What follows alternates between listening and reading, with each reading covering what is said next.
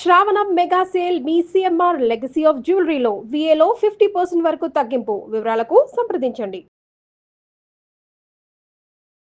వాగర్థావివ సంపృక్తౌ వాగర్థ ప్రతిపత్తయే జగతః పితరౌ వందే పార్వతీ పరమేశ్వరౌ.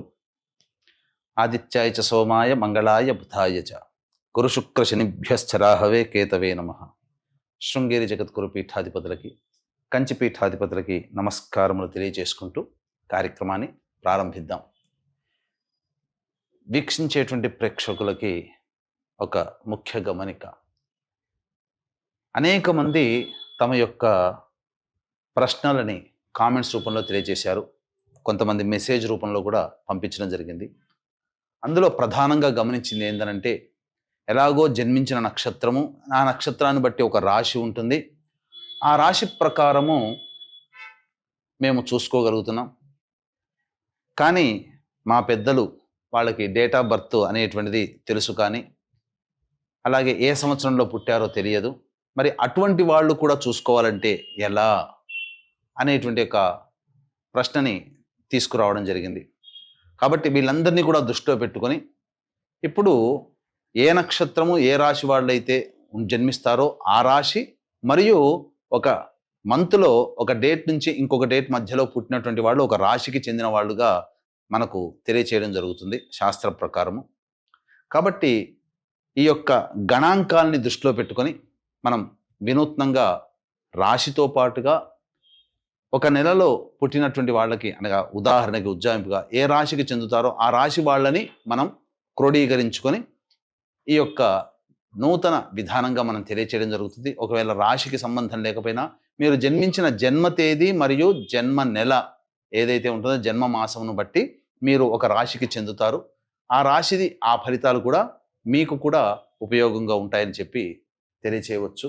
అలాగే ప్రస్తుతం గమనించుకున్నట్లయితే ఈ యొక్క ద్వాదశ రాశుల వారికి సంబంధించినటువంటి శుభ అశుభ ఫలితాలు అనేటువంటివి మీకు క్లుప్తంగా తెలియచేయడానికి ప్రయత్నం చేస్తాను.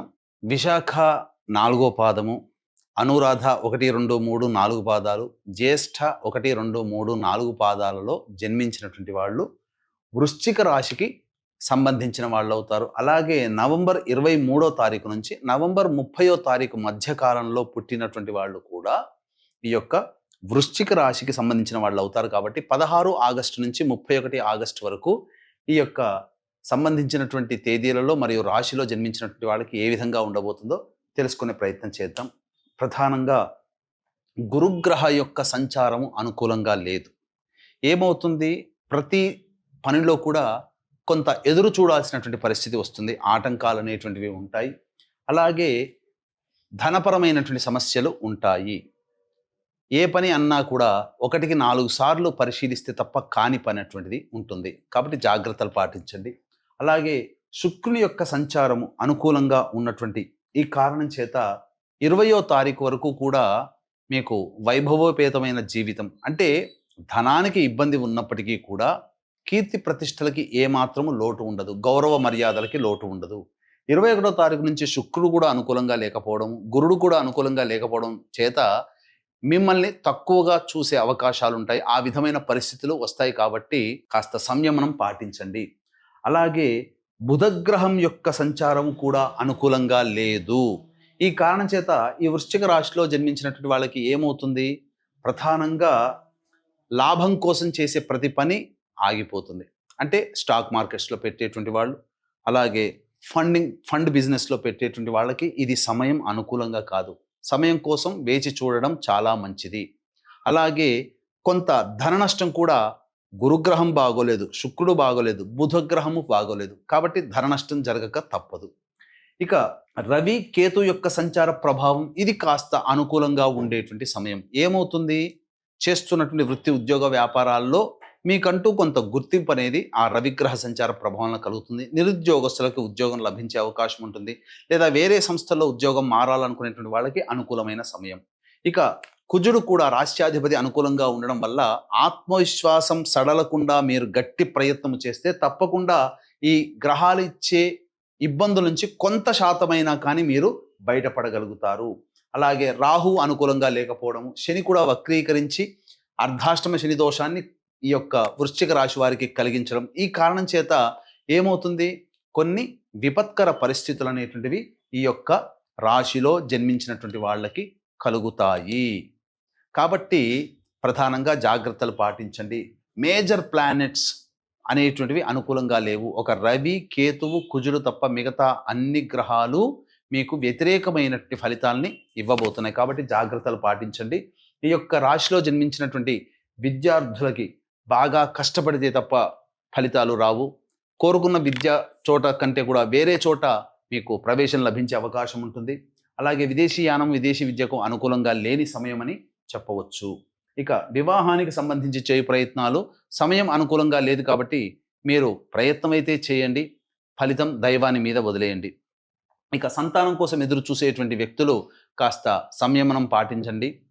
ఎందుకనంటే గ్రహ సంచారం అనుకూలంగా లేదు, ఫలితముగా కలిగే సంతానం ఏమి అవుతుంది, అదృష్టము లేకుండా ఉండడం కానీ లేదా వ్యతిరేకమైనటువంటి భావాలతో కుటుంబంలో ఉండే వ్యక్తులు జన్మించడం కానీ జరుగుతుంది. కాబట్టి సమయం కోసం వేచి చూడండి.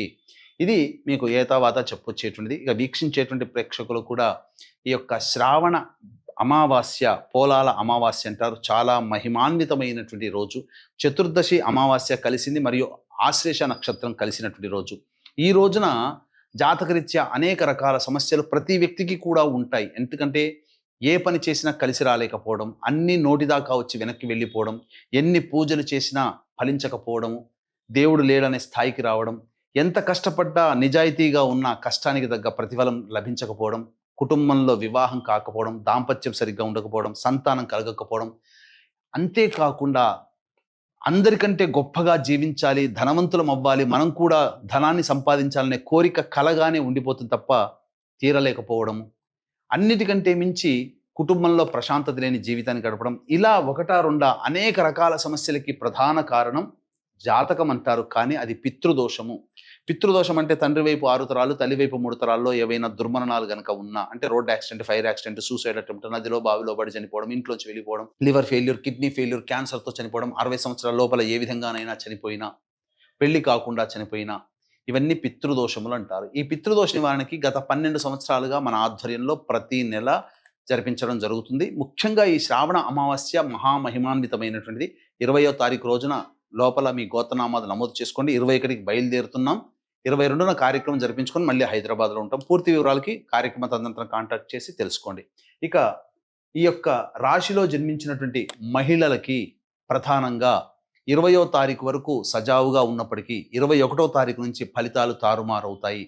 మిమ్మల్ని గౌరవించిన చోటనే మిమ్మల్ని ఇబ్బంది పెట్టేటువంటి అవకాశం ఉంటుంది. మీ కీర్తి ప్రతిష్టలకి భంగం కలుగుతుంది. మీ దగ్గర డబ్బు తీసుకున్న వాళ్ళు తిరిగి చెల్లించలేరు. కాబట్టి జాగ్రత్తలు పాటించండి. ఏది ఏమైనప్పటికీ కూడాను మిమ్మల్ని వినియోగించుకునే వాళ్ళే తప్ప మీకు సహాయ సహకారాలు అందించే వాళ్ళు కరువు అవుతారు.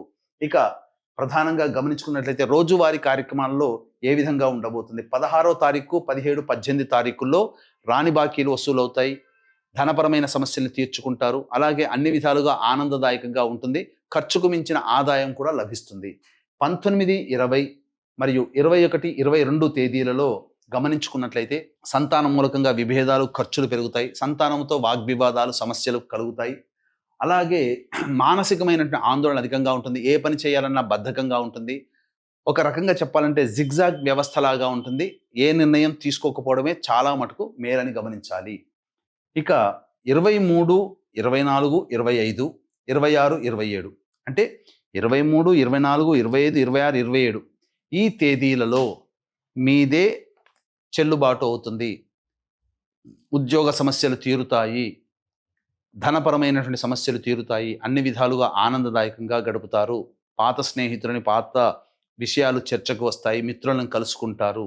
అంతేకాకుండా మీ ఆత్మవిశ్వాసం వల్ల మీరు పెట్టినటువంటి వాటికి ధన ప్రవాహం అధికంగా ఉండబోతుంది. అన్ని విధాలుగా ఆనందదాయకంగా ఉంటుందని చెప్పవచ్చు. ఇక 28, 29, 30 తేదీల్లో గనక చూసుకుంటే ఖర్చులు అధికంగా ఉంటాయి. మానసికమైన ఆందోళన ఉంటుంది. ఏ పని చేయాలన్నా అడ్డంకులు అనేటువంటివి ఉంటాయి. వృధా ప్రయాస, వృధా ప్రయాణాలతో ఖర్చులు అధికంగా ఉంటాయని చెప్పవచ్చు. 31వ తారీఖు రోజున మాత్రం పెండింగ్లో ఉన్నటువంటి పనులను పూర్తి చేసుకుంటారు. అన్ని విధాలుగా ఆనందదాయకంగా ఉంటారు. పాత మిత్రులను కలుసుకొని సుఖంగా జీవిస్తారని చెప్పవచ్చు. ఏతావాత కొన్ని గ్రహాల యొక్క అనుగ్రహం సంపూర్ణంగా లేని కారణం చేత ప్రతిరోజు కూడాను దత్త అష్టక పారాయణం, అలాగే సర్వదేవకృత లక్ష్మీ స్తోత్ర పారాయణం రోజుకి 3 సార్లు పఠించండి. సర్వం శ్రీ ఉమామహేశ్వర పరబ్రహ్మార్పణమస్తు.